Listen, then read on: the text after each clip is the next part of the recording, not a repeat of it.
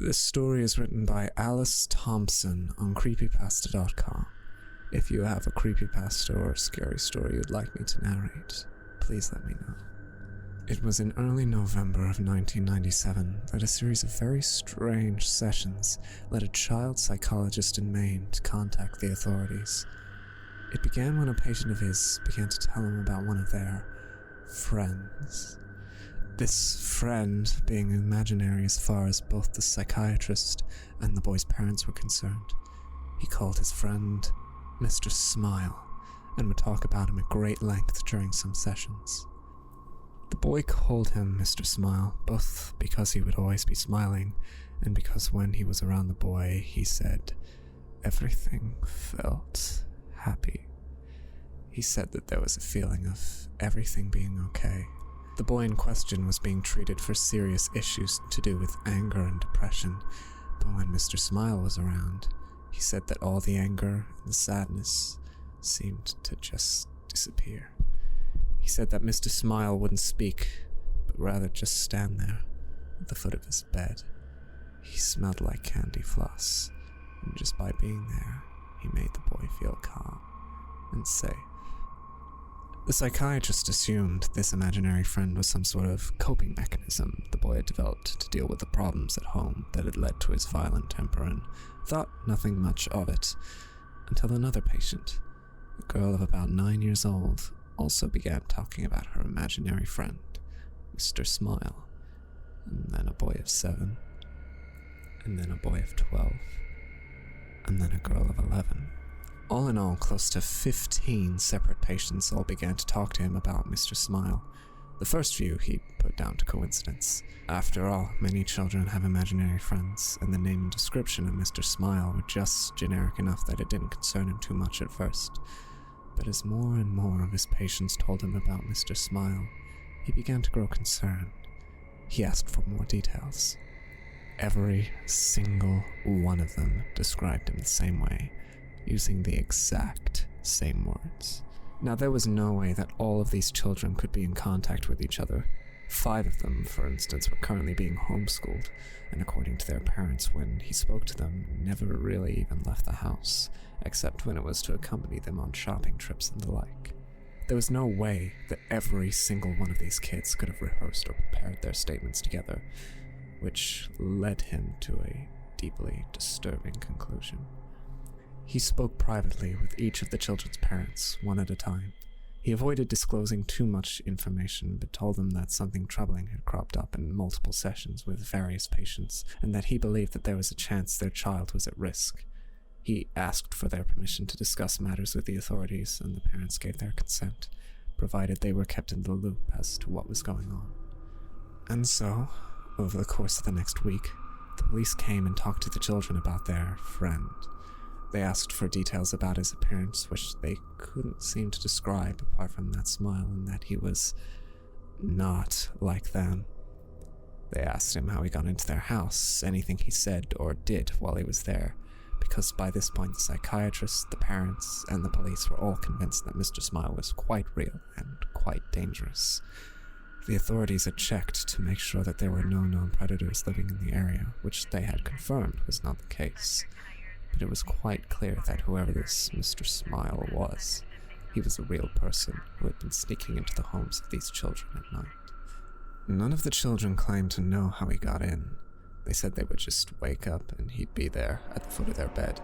Sometimes they said he would be singing something, but not in English. It sounded like a lullaby, they said. It made them feel safe.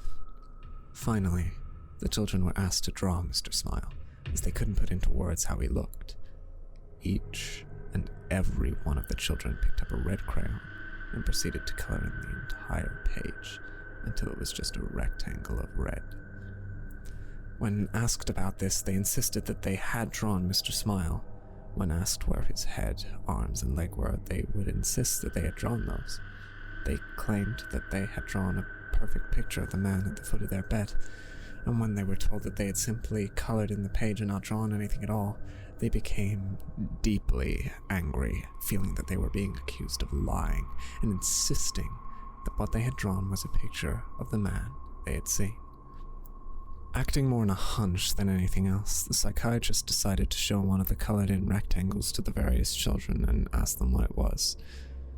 Each and every one of them, with no knowledge of what the picture was supposed to be, or who had drawn it, and with no knowledge that the other children had been spoken to about this subject even existed, replied that it was a picture of Mr. Smile.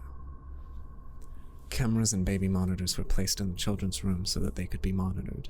Many of the parents simply stopped sleeping altogether, staying up all night, staring at the screens that displayed where their children slept. At no point did anyone enter or exit the bedrooms. No sounds, except for them snoring or occasionally talking in their sleep, were heard over the baby monitors. There was no sign of Mr. Smile. After almost 2 weeks of this, many of them began to doubt that Mr. Smile had ever existed. Other psychiatrists since have put the whole thing down to some strange shared delusion that, while it couldn't be explained yet, did not have any basis in reality. Some suggested that maybe this whole Mr. Smile thing had its basis in a TV show or film that the children had all watched, leading them all to dream up something similar. Then, one of the boys went missing. The camera in his room had gone dead at around 2 in the morning. His mother had run to check in on him only to find his room empty. It had literally taken her less than a minute to run to his room. There was no possible way for him to leave, or be taken and be out of her sight in the time it took her to leave her bedroom and run towards his. But he was gone. She said there was a smell like cotton candy in the room. The search for the boy turned up nothing. No one had seen anything strange or unusual around the home before or during the disappearance, and no trace of him was ever found. It was less than a week later that one of the girls who had spoken of Mr. Smile vanished as well. Then another of the boys. One by one, each of them began to disappear, until only 4 remained. The 4 remaining children began to talk about how Mr. Smile and his friends were going to take them away soon. When asked about these friends, they talked about how Mr. Smile lived with the other smiling men in the happy place, and that he would take them there soon.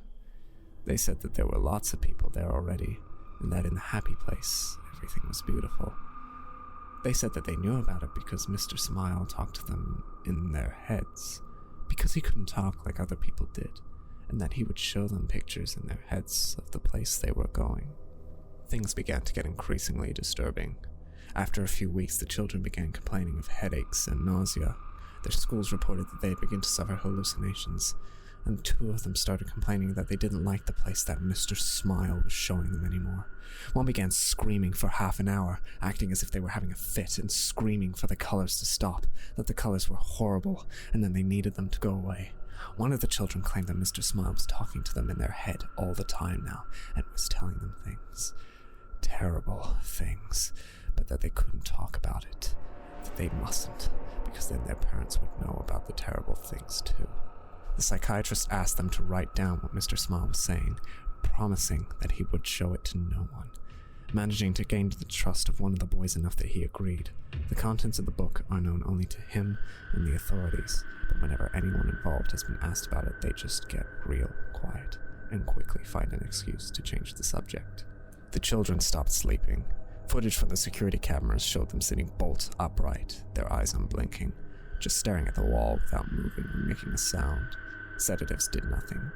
One of the girls began cutting strange circular marks into her skin, while 2 of the boys ceased communicating in English altogether. The language they spoke was never identified, and despite numerous people being asked to listen to them, they could never translate what they were saying.